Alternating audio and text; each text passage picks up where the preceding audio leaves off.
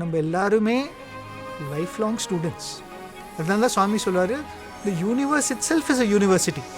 இந்த லைஃபே ஒரு process of education. Driving classes போனால் கூட வெறும் ஒரு 100 கிலோமீட்டர் ஸ்பீடில் எப்படி கார் ஓட்டுறது மட்டும் சொல்லிக் கொடுக்க மாட்டாங்க. அந்த காரை எப்படி ஸ்லோ பண்ணுறதும் சொல்லிக் கொடுப்பாங்க. எங்கே நீ பார்க்கணும், எங்கே பிரேக் யூஸ் பண்ணணும், எங்கே நீ இண்டிகேட்டர் போடணும் அப்படின்னு. சுவாமி இந்த யூனிவர்சிட்டி எஸ்டாப்ளிஷ் பண்ணதுக்கப்புறம் ஒரு நாள் சுவாமி இன்டர்வியூ ரூம்லேருந்து வராரு. முகத்தில் ஒரே சந்தோஷம். போர்ட்டிகோவில் நின்று, இனிமே என்னோட காலேஜில் என்னோட ஸ்கூலில் நோ ஃபீஸ். ஒரு 1960s டிஸ்கோர்ஸில் சுவாமி அழகாக சொல்கிறார், நான் ரெகுலராக சாப்பிட்ற சாப்பாடோட எனக்கு இந்த நியூட்ரியன்ஸ்லாம் வரலை அப்படின்னு நினைக்கும் போது அந்த நியூட்ரியன்ஸை நான் சப்ளிமெண்ட்டாக எடுத்துக்கிறேன். இந்த காலத்தில் எல்லாருக்கும் தேவையான ஒரு சப்ளிமெண்ட் இருக்குது, அதுதான் விட்டமின் ஜி.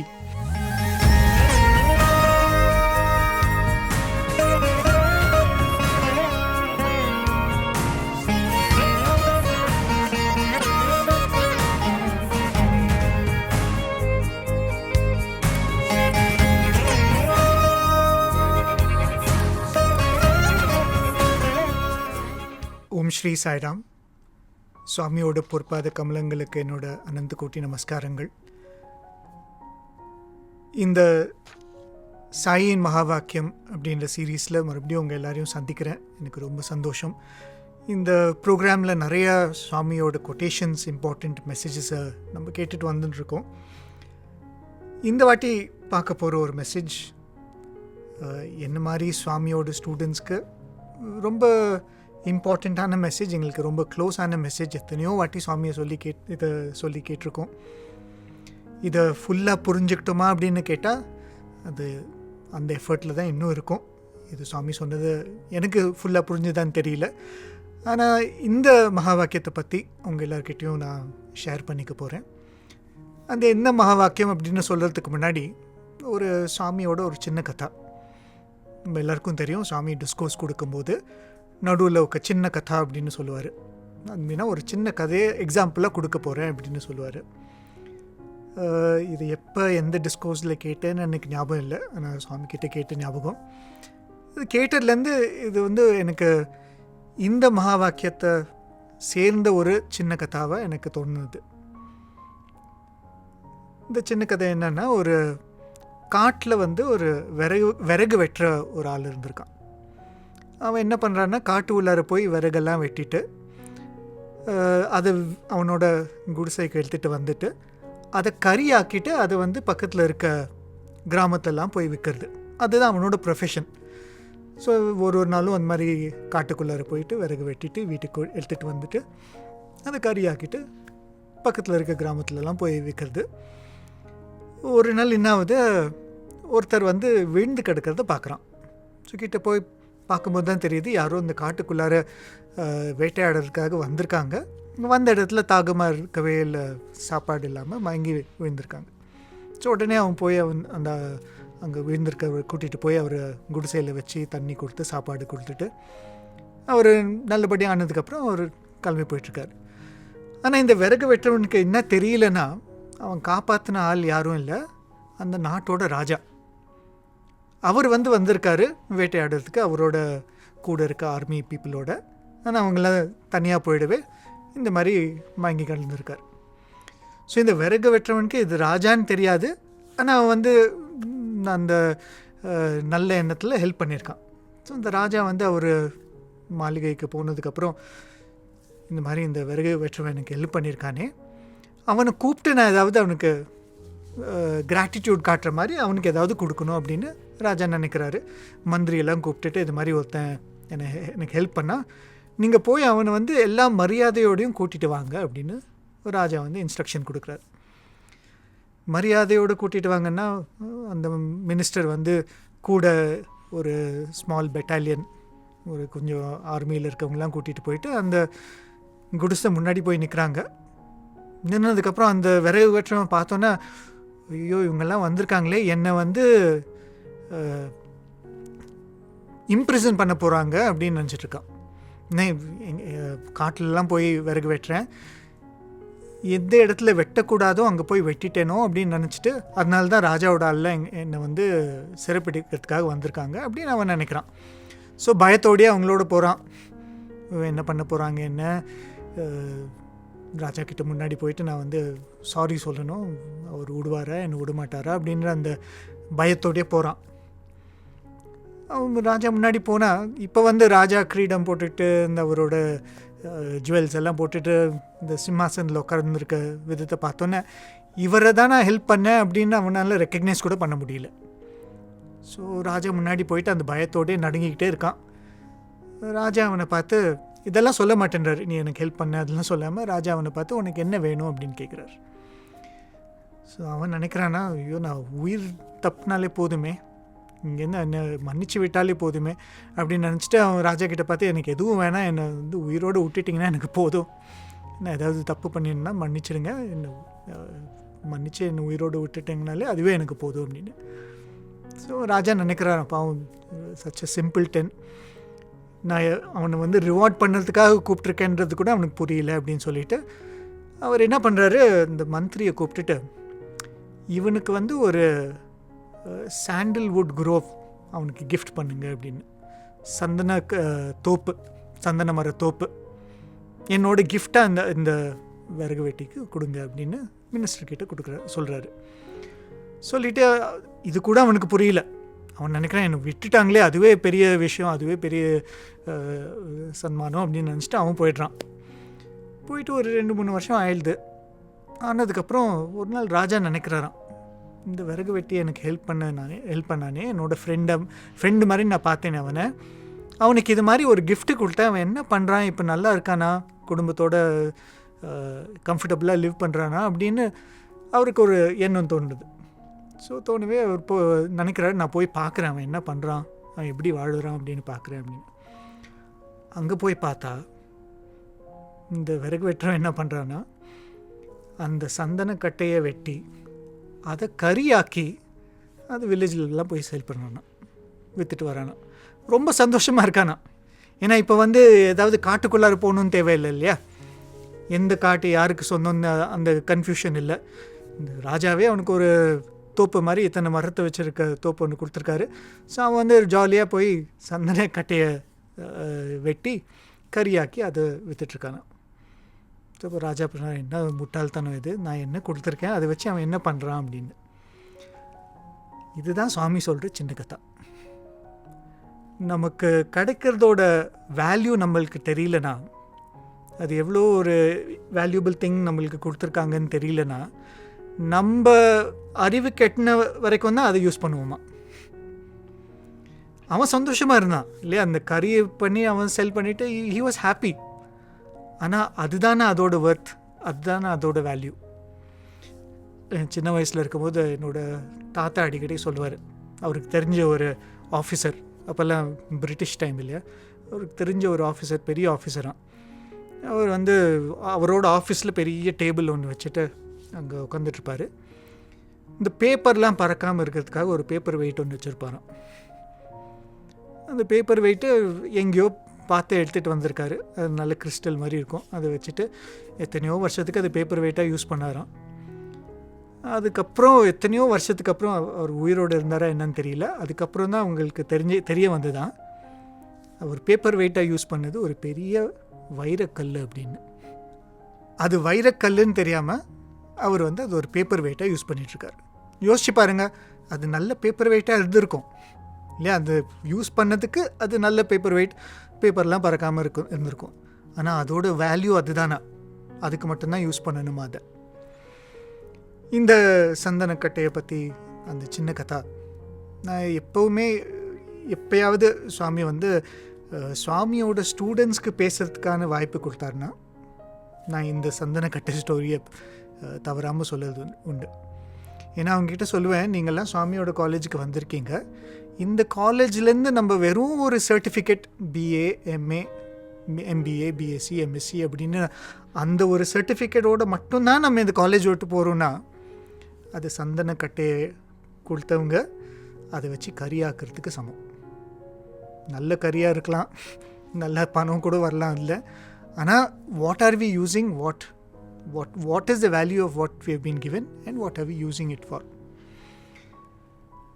இந்த வாட்டி பேச போகிற மகாவாக்கியத்துக்கு வந்தோன்னா சுவாமி சொல்கிற ஒரு முக்கியமான ஒரு மெசேஜ், எஸ்பெஷலி அபவுட் கல்வி, எஜுகேஷனை பற்றி. Education should be for life, not for living. Swami சொல்கிறாரு, education is for life, it should not be for mere living. The different variations இருக்குது. Education must not be for living, it should be for life. ஆனால் இதுதான் essence. கல்வி அப்படின்றது வெறும் நம்மளோட லிவிங்காக, அதாவது நம்மளோட பொழப்புக்காக மட்டுமே இல்லாமல் நம்மளோட வாழ்க்கைக்கான ஒரு விஷயமா இருக்கணும். Education should be for life, not for making a living. இது சொன்ன மாதிரி எஜுகேஷன் ரிலேட்டட் டாபிக். அப்படின்னா இது யாருக்கெல்லாம் முக்கியம்?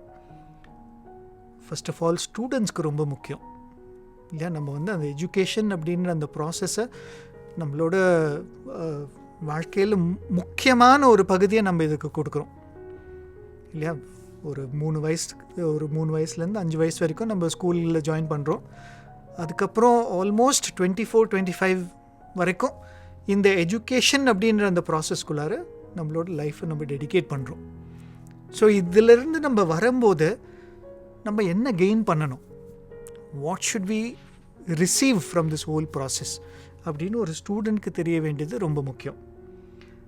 ரெண்டாவது, பேரண்ட்ஸ்.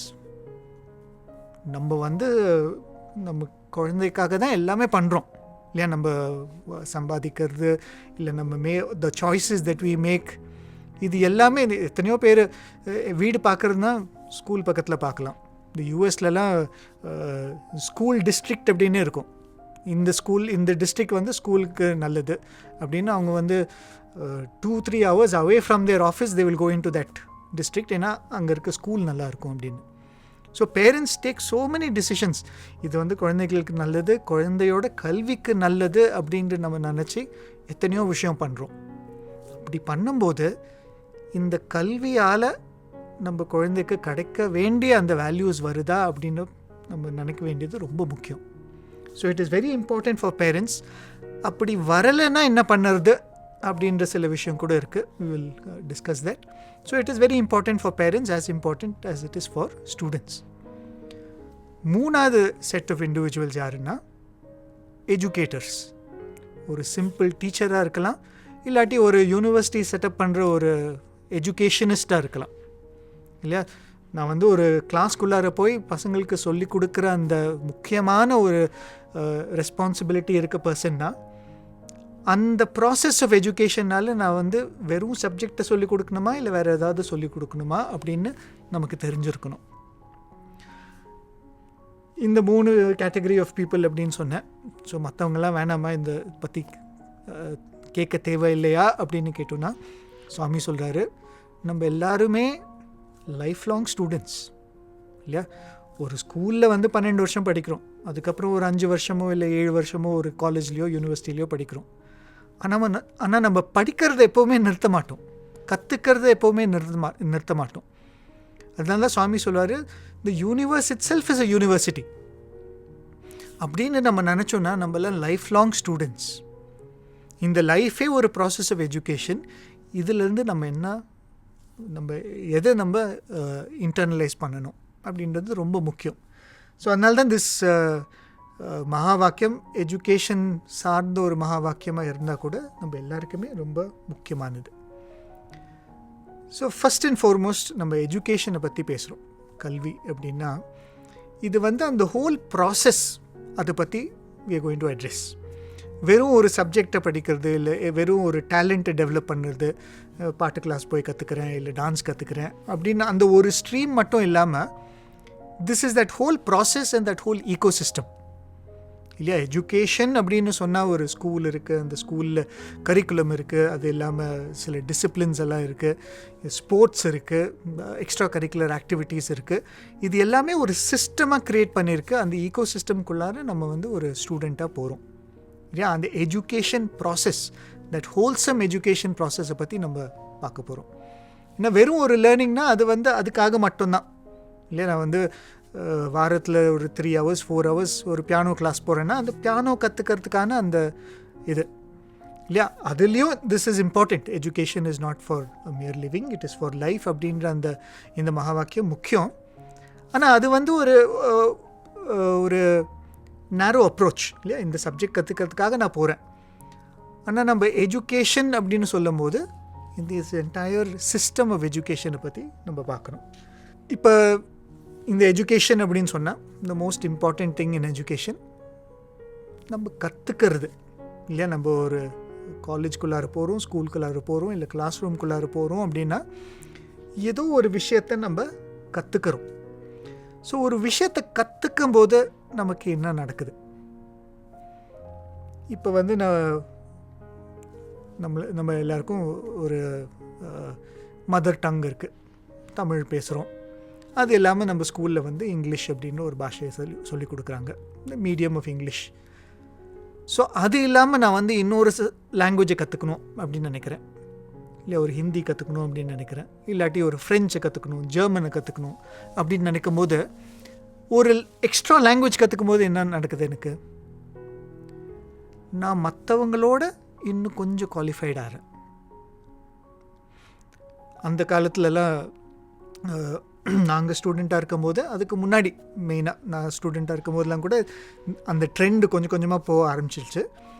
டைப்பிங் கற்றுக்கிறது வந்து ஒரு பெரிய விஷயம் இல்லையா. நிறைய டைப்பிங் இன்ஸ்டிடியூட் இருக்கும். டைப்பிங் கற்றுக்கிறது, அந்த டைப்பிங்கில் ஷார்ட் ஹேண்ட் கற்றுக்கிறது அப்படின்னு கற்றுக்கும் போது இது வந்து ஸ்கூலுக்கு தனியாக போவாங்க, காலேஜுக்கு போவாங்க, ஆனால் தனியாக போய் அந்த டைப்பிங் கற்றுக்கிட்டு வருது. ஏன்னா அந்த டைப்பிங் ஸ்கில் இருந்ததுன்னா ஒரு அட்வான்டேஜ், மற்றவங்களோட உனக்கு ஒரு அட்வான்டேஜ். நாளைக்கு வேலைக்கு போகும்போது டைப்பிங் தெரியுமா அப்படின்னா அது வந்து ஒரு ஆடட் குவாலிஃபிகேஷன். நாங்கள் ஸ்டூடெண்ட்டாக இருக்கும்போது கொஞ்சம் கொஞ்சமாக கம்ப்யூட்டர் வந்தது. ஸோ கம்ப்யூட்டர் கிளாஸஸ் இருக்கும், எத்தனையோ இன்ஸ்டிடியூட் கம்ப்யூட்டர் சொல்லிக் கொடுக்கறதுக்காக. இந்த லாங்குவேஜ், அந்த language, cobalt, this and that. இப்போல்லாம் பசங்களுக்கு அந்த பேரெல்லாம் தெரியுமான்னு கூட தெரியல. ஸோ அது மாதிரி நிறையா லாங்குவேஜ், லோகோ, கோபால், C++ அப்படின்னு நிறையா வந்தது. இப்போது டிஃப்ரெண்ட் லாங்குவேஜஸ் அது. ஆனால் அது ஒரு விஷயம், பேரண்ட்ஸ்க்கெல்லாம் நம்ம பசங்க இதெல்லாம் படிக்கணும், இது படித்தா தான் நாளைக்கு யூஸ்ஃபுல்லாக இருக்கும் அப்படின்னு அது ஒரு செட் ஆஃப் கிளாஸஸ் போகிறது. இப்போ பார்த்தோன்னா ஆர்டிஃபிஷியல் இன்டெலிஜென்ஸ், உனக்கு ஆர்டிஃபிஷியல் இன்டெலிஜென்ஸ் தெரியுமா, இது இந்த மாதிரி டூல்ஸை யூஸ் பண்ண தெரியுமா அப்படின்னு அது ஒரு ஆடட் அட்வான்டேஜ். ஸோ நம்ம எவ்வளோக்கு எவ்வளோ ஒரு விஷயத்தை கற்றுக்குறோமோ அது நமக்கு கொஞ்சம் அட்வான்டேஜ் கொடுக்குது இல்லையா. மற்றவங்களோட இந்த சொசைட்டியில் எல்லாரும் ஈக்குவல் அப்படின்னு சொல்கிறோம். அப்படி இருக்கும்போது கூட ஸோ எவ்வளோக்கு எவ்வளோ நான் ஏதாவது கற்றுக்கிறனோ, ஒரு பாஷையை கற்றுக்கிறேன், ஒரு ஸ்கில்லை கற்றுக்கிறேன், ஒரு டேலண்ட்டை கற்றுக்கிறேன் அப்படின்னா I am actually going a little higher than the rest of the people in society.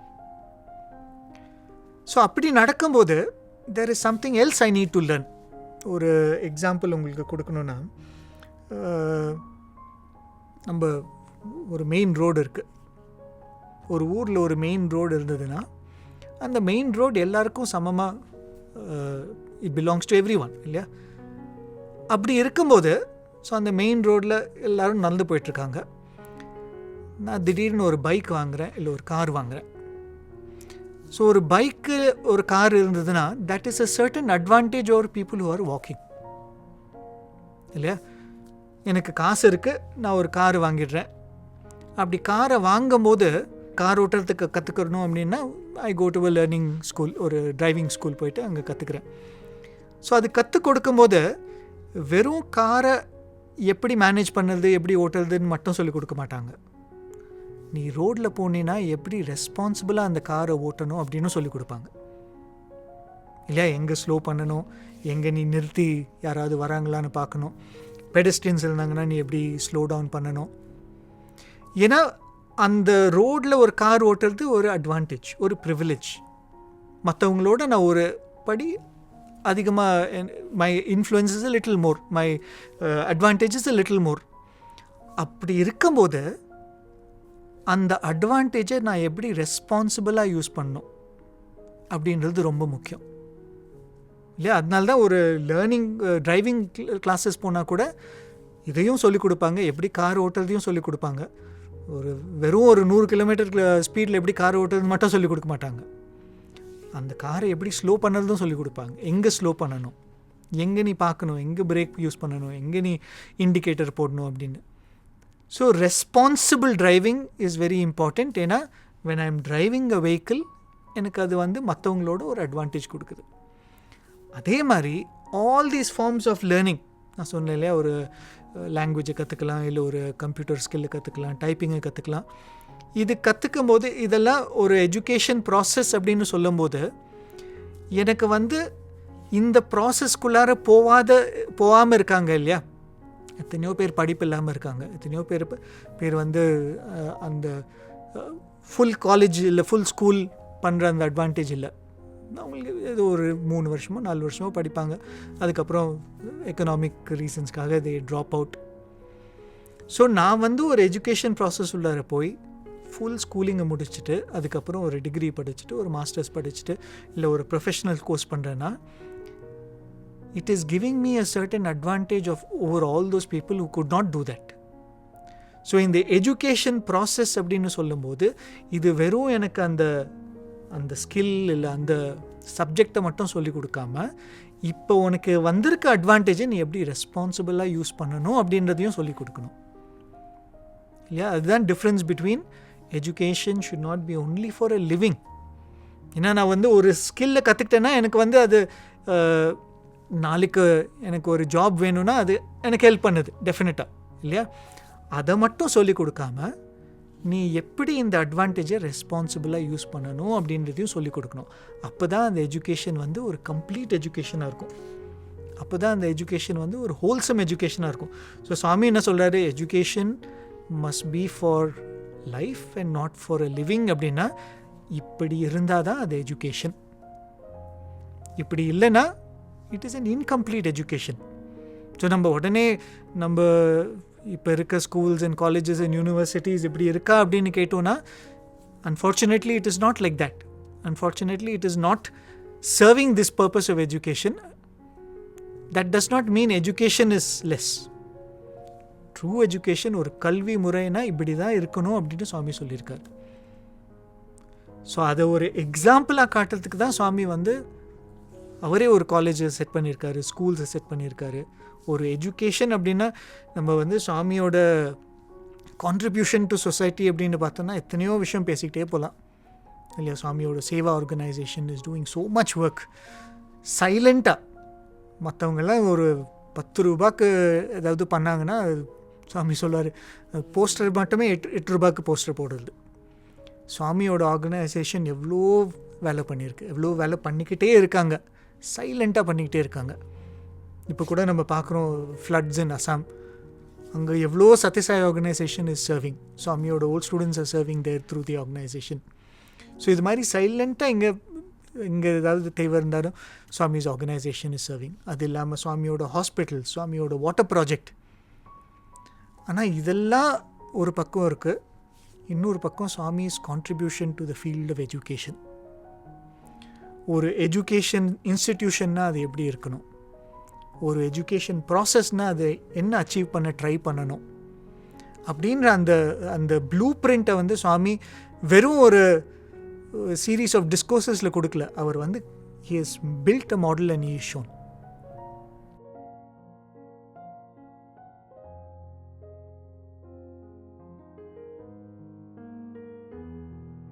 சுவாமியோட காலேஜில் ஒர்க் பண்ணுற ஒரு அட்மினிஸ்ட்ரேட்டிவ் ஸ்டாஃப் கிட்ட ஒரு வாட்டி பேசிகிட்டு இருந்தபோது அவர் சொன்னார், இது சில பேருக்கு தெரியாமல் இருக்கலாம் இந்த விஷயம்.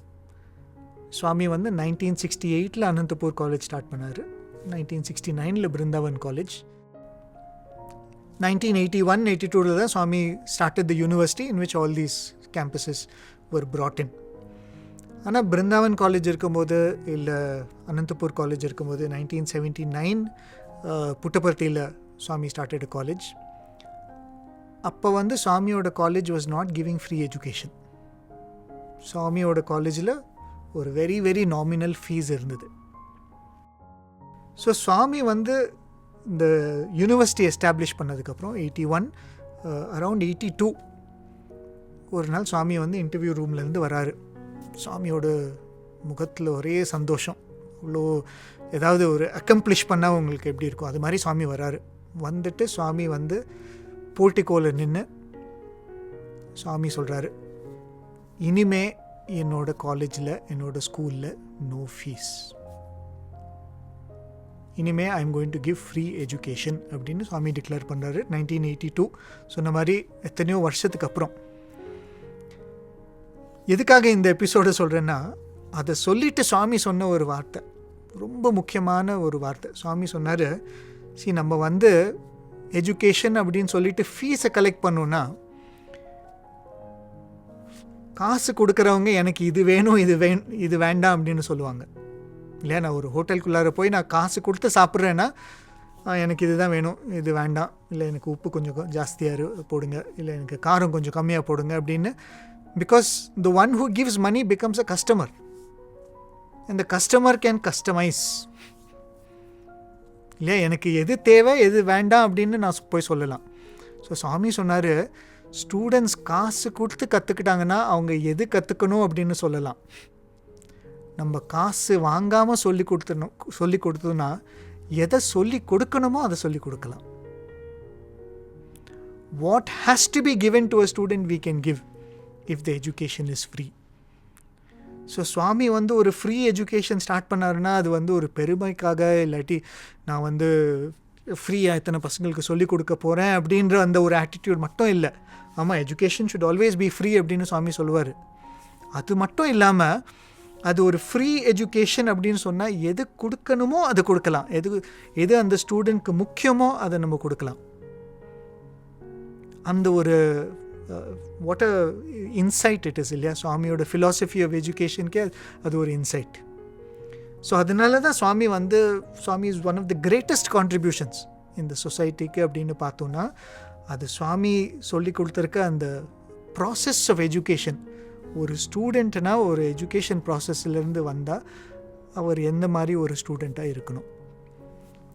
உடனே எல்லோரும் கேட்பீங்க, சுவாமியோட காலேஜில் படித்தவங்க எல்லாருமே இப்படி தான் இருக்காங்களா, சுவாமியோட ஸ்டூடெண்ட்ஸ் எல்லாருமே இப்படியே தான் இருக்காங்கன்னா, this is not to say everybody is like that இல்லையா. சுவாமி செட்டப் பண்ண இன்ஸ்டிடியூஷன் இஸ் பர்ஃபெக்ட். சுவாமி கொடுத்துருக்க அந்த process of education is perfect. இதில் வந்து இங்கிலீஷில் ஒரு வார்த்தை சொல்லுவோம், ஸ்டேக் ஹோல்டர்ஸ் அப்படின்னு சொல்லுவோம் இல்லையா. இந்த ப்ராசஸ் ஆஃப் எஜுகேஷனில் ஸ்டேக் ஹோல்டர்ஸ் அப்படின்னு சொன்னால், the teacher is a stakeholder, the student is also a stakeholder, the parents and the society all are stakeholders. So ஒரு சிஸ்டம் வந்து பர்ஃபெக்டாக ஒர்க் பண்ணணும்னா அந்த சிஸ்டம்க்கு டீச்சர்ஸும் அவங்களோட கான்ட்ரிபியூஷனை கரெக்டாக கொடுக்கணும், ஸ்டூடெண்ட்ஸும் அவங்களோட ரெஸ்பான்சிபிலிட்டியை கரெக்டாக பண்ணணும். ஸோ நான் வந்து பெஸ்ட் காலேஜில் படிக்கலாம், ஆனால் நான் வந்து படிக்க மாட்டேன், இல்லை நான் வந்து அசைன்மெண்ட் பண்ண மாட்டேன், நான் வந்து கிளாஸ் அட்டென்ட் பண்ண மாட்டேன்னா, it doesn't show poorly on the institute, it shows poorly on me இல்லையா. So there is an individual responsibility for it. So சுவாமியோட ஸ்டூடெண்ட்ஸ் எல்லாருமே பர்ஃபெக்ட் அப்படின்னு சொல்கிறதுக்காக இல்லை. இது வந்து சுவாமியோட அந்த ஃபிலாசபி ஆஃப் எஜுகேஷனை பார்க்குறதுக்காக சுவாமி வந்து ஒரு மாடலாக செட் பண்ணியிருக்காரு. ஸோ எத்தனையோ விஷயம் சுவாமி ஹவு ஹீ ரேன் த காலேஜ், அதை பற்றி எவ்வளவோ பேசலாம். எங்கெங்கெல்லாம் சுவாமி ரொம்ப ஸ்ட்ரிக்டாக இருப்பார், எங்கெங்கெல்லாம் சுவாமி வந்து லீனியண்ட்டாக இருப்பார். நம்மலாம் எங்கே ஸ்ட்ரிக்டாக இருக்கணும் அப்படின்னு நினைக்கிறோமோ அங்கே சுவாமி கொஞ்சம் லீனியண்ட்டாக இருப்பார். ஏன்னா Swami had the vision for the overall process. ஒரு எஜுகேஷன் அப்படின்னு நம்ம போகும்போது what should be the impact, என்னோட லைஃப்பில் அதோட இம்பேக்ட் என்னவாக இருக்கும் அப்படின்னு தெரிஞ்சதுனால Swami was, the way he approached the whole thing was very different. So Swami வந்து ஒரு எக்ஸாம்பிள் ஒன்று கொடுக்குறாரு. இது கூட ஐ திங்க் ஸ்டூடெண்ட்ஸ் கிட்ட பேசும்போது கூட சொல்லியிருக்காரு, இல்லை பால்விகாஸ் டிஸ்கோர்ஸஸில் கூட நிறைய வாட்டி சொல்லியிருக்காரு. நம்ம பார்த்தோன்னா ஸ்டடீஸில் பார்த்தோன்னா சயின்ஸ் அப்படின்னா, சயின்ஸ் இல்லை அறிவியல் அப்படின்னா it is the study of nature, natural forces, மரத்தை பற்றி படிக்கிறது, இல்லை ஜியாலஜி படிக்கிறது, ஜியாகிரஃபி படிக்கிறது, நேச்சரை பற்றி படிக்கிறது தான் அறிவியல் அப்படின்னு சுவாமி சொல்கிறார். சயின்ஸ். நம்ம எஜுகேஷன் நமக்கு சயின்ஸும் சொல்லிக் கொடுக்குது.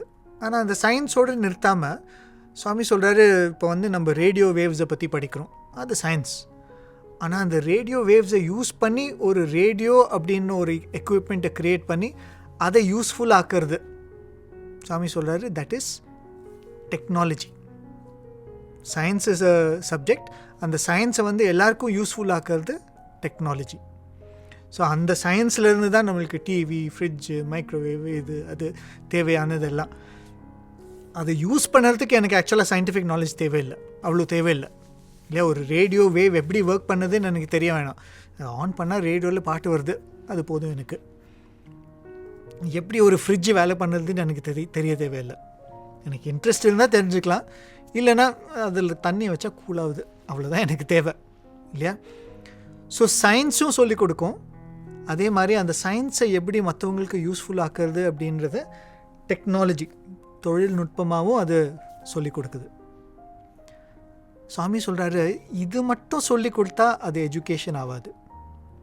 அந்த டெக்னாலஜியை எப்படி யூஸ் பண்ணணும், எப்படி ரெஸ்பான்சிபிளாக யூஸ் பண்ணணும் அப்படின்றதையும் சொல்லிக் கொடுக்கணும்.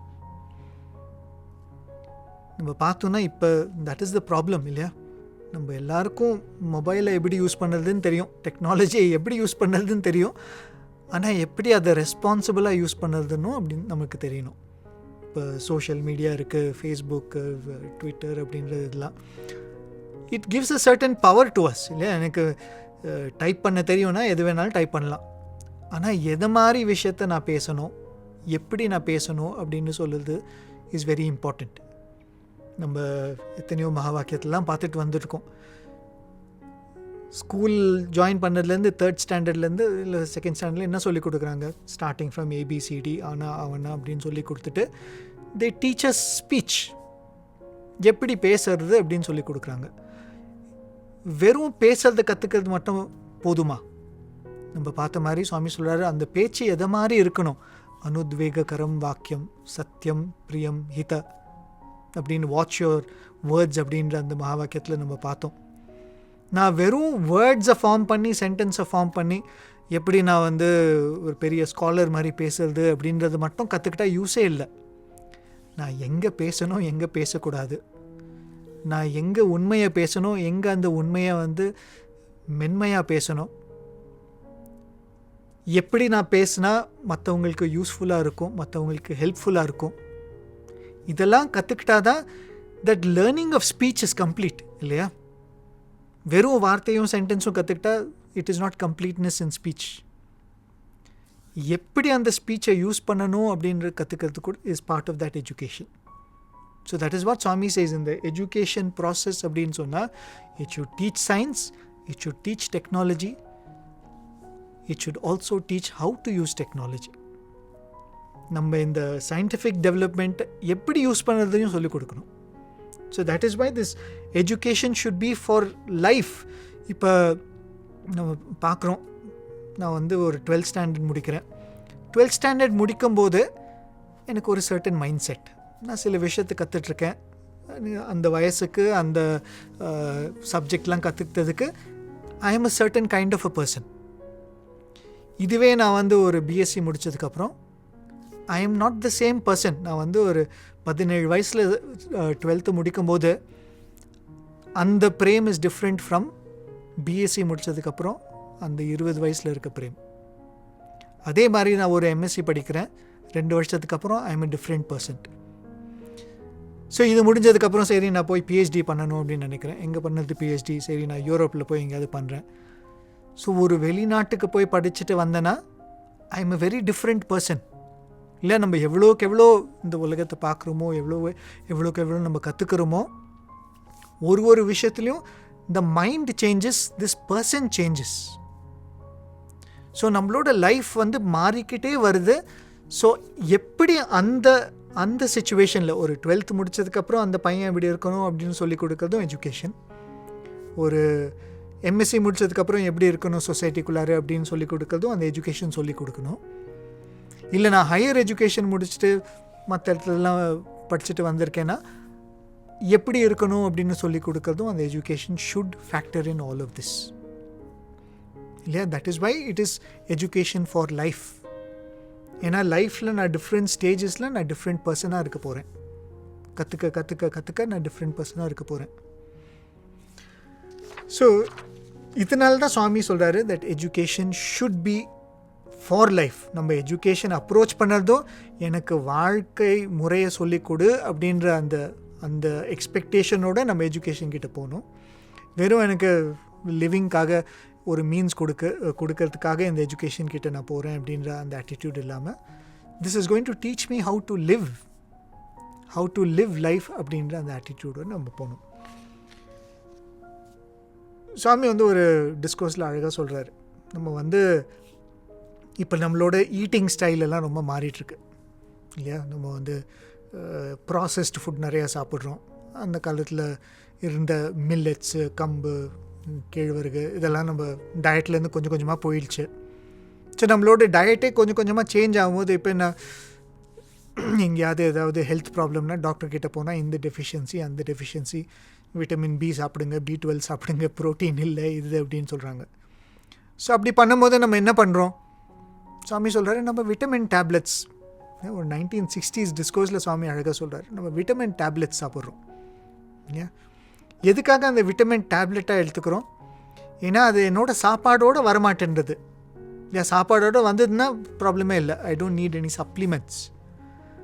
நான் ரெகுலராக சாப்பிட்ற சாப்பாடோடு எனக்கு இந்த நியூட்ரியன்ஸ்லாம் வரலை அப்படின்னு நினைக்கும் போது அந்த நியூட்ரியன்ஸை நான் சப்ளிமெண்ட்டாக எடுத்துக்கிறேன்.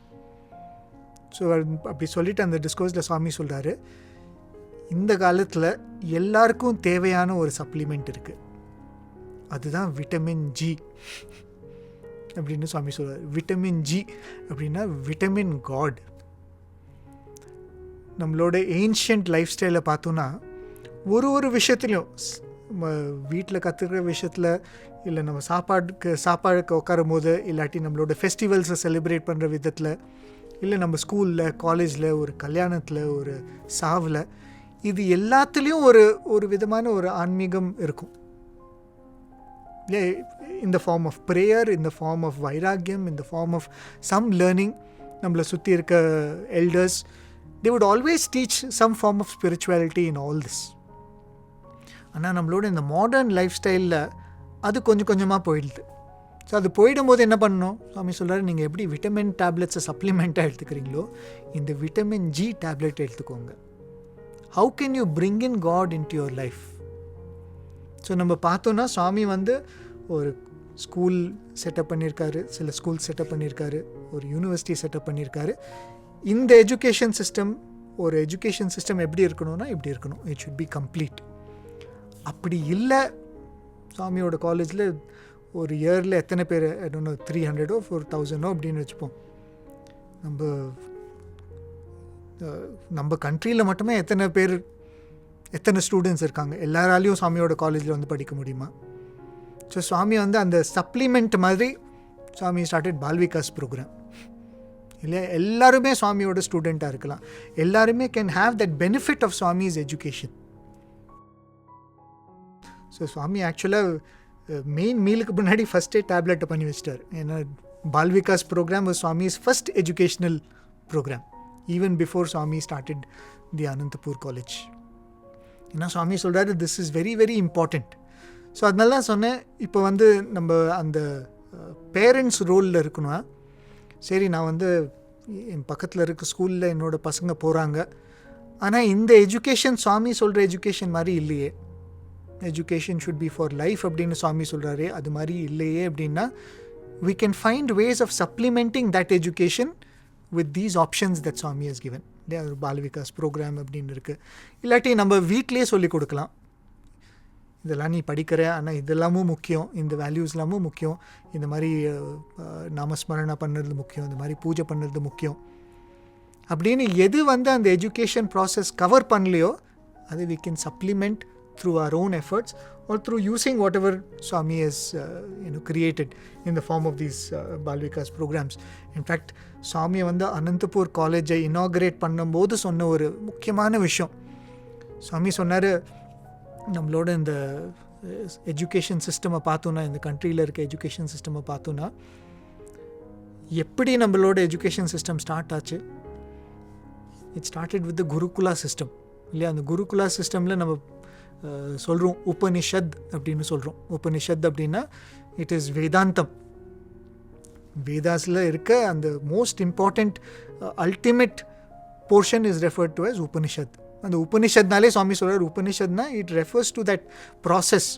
நீ ஒரு குரு பக்கத்தில் போய் கீழே உட்காந்து கற்றுக்கிறது தான் உபனிஷத். அப்படின்னா the general education system itself was teaching us that adhyatma vidya, that vidya which is related to that education. எது வந்து எனக்கு நான் யார் அப்படின்ற அந்த கேள்விக்கான பதில் கொடுக்குதோ அதுதான் அந்த அத்தியாத்ம வித்யா. ஸோ ஜென்ரல் எஜுகேஷனே was taking us towards our own divinity, towards God. So Swami சொன்னார், எஜுகேஷனில் ப்ரோக்ரஸ் அப்படின்னு சொல்லிட்டு நம்ம we have done a disservice to our future generations by removing God from education. சுவாமி சொல்கிறாரு, அதுதான் பிரகலாதன் வந்து ஹிரண்யகசிபு கிட்ட சொல்கிறான், நான் உன்னோட அப்பா, நான் சொல்கிறத கேட்க மாட்டியா அப்படின்னு ஹிரண்யகசிபு கேட்கும்போது பிரகலாதன் சொல்லுவான், உண்மையான அப்பா யார் அப்படின்னு கேட்டால், யார் என்னை வந்து கடவுள்கிட்ட கூட்டிகிட்டு போகிறாரோ அவர் தான் உண்மையான அப்பா. சொல்லிட்டு சுவாமி சொல்கிறாரு, that education which takes you closer to God is true education. ஆனால் நம்ம என்ன பண்ணுறோம், இந்த எஜுகேஷனை ப்ரோக்ரெஸ் பண்ணுறோம், இம்ப்ரூவ் பண்ணுறோம் அப்படின்ற பேரில் இந்த எஜுகேஷன்லேருந்து காட் அப்படின்ற ஆஸ்பெக்டை நம்ம ரிமூவ் பண்ணிட்டோம், ஸ்பிரிச்சுவாலிட்டி அப்படின்ற ஆஸ்பெக்டை நம்ம ரிமூவ் பண்ணிட்டோம். ஸோ சுவாமி அந்த when he was inaugurating the first college, the Anantapur College in 1968, சுவாமி சொன்னது என்னன்னா, இந்த தப்பை கரெக்ட் பண்ணுறதுக்காக நான் போடுற ஃபவுண்டேஷன், நான் விதைக்கிற விதை தான் இந்த காலேஜ். ஸோ சுவாமியோட விஷன் பாருங்கள், why did he start a college? அப்போவே சுவாமி சொல்லுவார், எத்தனையோ யூனிவர்சிட்டிஸ் இருக்குது இந்த கண்ட்ரியில், இந்த உலகத்தில் பார்த்தா அதுக்கு மேலே யூனிவர்சிட்டிஸ் எல்லாம் இருக்குது. ஒரு அவதார் வந்து எதுக்காக ஒரு ஸ்கூலை கட்டணும், எதுக்காக ஒரு யூனிவர்சிட்டியை ஸ்டார்ட் பண்ணணும்னா, this is the most important thing. இந்த எஜுகேஷன் சிஸ்டமில் I have to sow the seed of spirituality. கிருஷ்ணர் சொன்ன மாதிரி எல்லா ஃபார்ம்ஸ் ஆஃப் லேர்னிங், எத்தனையோ வித்யா இருக்குது இல்லை, லாங்குவேஜ் கற்றுக்கிறது, அரித்மெட்டிக், மேத்தமேட்டிக்ஸ், சயின்ஸ், அண்ட் இப்போ பார்த்தோன்னா இன்னும் டீட்டெயில்டாக statistics, this that, actuarial science, என்னென்னமோ பேர்லாம் சொல்கிறாங்க.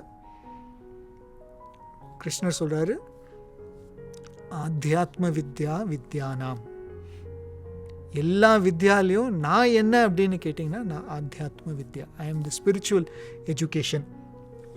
So to bring back this is what Swami has done. இது வந்து டு இம்ப்ரூவ் எஜுகேஷன் அப்படின்னு சொல்ல முடியாது, to bring back education for what it was meant to be. ஒரு கல்வி முறைனா அது எப்படி இருக்கணும் அப்படின்றத காட்டுறதுக்கு Swami had to do all of this. So நான் சொன்ன மாதிரி இப்போ நம்ம வந்து ஒரு ஸ்டூடெண்ட்டாக இருக்கோம், ஒரு பேரண்ட்டாக இருக்கோம் அப்படின்னா, நம்மளோட education system is not giving us this form of education அப்படின்னா, நம்ம வந்து எப்படி இதை நம்ம சப்ளிமெண்ட் பண்ணலாம், எதை பண்ணால் ஐ கேன். நம்ம ஸ்கூலில் வந்து ஸ்விம்மிங் சொல்லி கொடுக்கலன்னா தனியாக ஸ்விம்மிங் கிளாஸ் போகிறோம் இல்லையா, நம்ம ஸ்கூலில் வந்து எனக்கு கிரிக்கெட் கற்றுக்கணும் அப்படின்னு கிரிக்கெட்டுக்கு ஆப்ஷன் இல்லைன்னா கிரிக்கெட் கோச்சிங் தனியாக போகிறோம் இல்லையா. ஸோ என்னோட ஸ்கூல் எனக்கு வந்து ஸ்பிரிச்சுவாலிட்டி சொல்லி கொடுக்கலன்னா, why should I not supplement it with my own ways? So அதுக்காக தான் சுவாமி அந்த பால்விகாஸ் அப்படின்ற அந்த ப்ரோக்ராம் கொடுத்துருக்காரு. ஸோ அதே மாதிரி இப்போ வந்து இஃப் ஐ மீன் எஜுகேஷனிஸ்ட், நான் வந்து ஒரு ஸ்கூலை கட்டணும் அப்படின்னு நினைக்கிறேன், இல்லாட்டி நான் வந்து ஒரு யூனிவர்சிட்டியை எஸ்டாப்ளிஷ் பண்ணணும் அப்படின்னு நினைக்கிறேன்னா, if those people are listening to this Swami's message, what they have to do is, நான் செட்டப் பண்ணுற இன்ஸ்டிடியூஷன் இந்த மாதிரி எஜுகேஷனை கொடுக்குதா, இந்த மாதிரி ஹோல்சம் கேரக்டர் டெவலப்மெண்ட் பண்ணுதா அப்படின்னு நம்ம பார்க்கணும். ஆர் இந்த ஒரு டீச்சராக இருந்தோன்னா, நான் சொல்லிக் கொடுக்குற சப்ஜெக்டில் நான் வெறும் சப்ஜெக்டை மட்டும் சொல்லிக் கொடுக்குறேன்னா, இல்லை அந்த சப்ஜெக்ட் தெரிஞ்சதுக்கப்புறம் ரெஸ்பான்சிபிள் லிவிங்கையும் சொல்லிக் கொடுக்குறேன்னா அப்படின்னு நம்ம யோசிக்கணும்.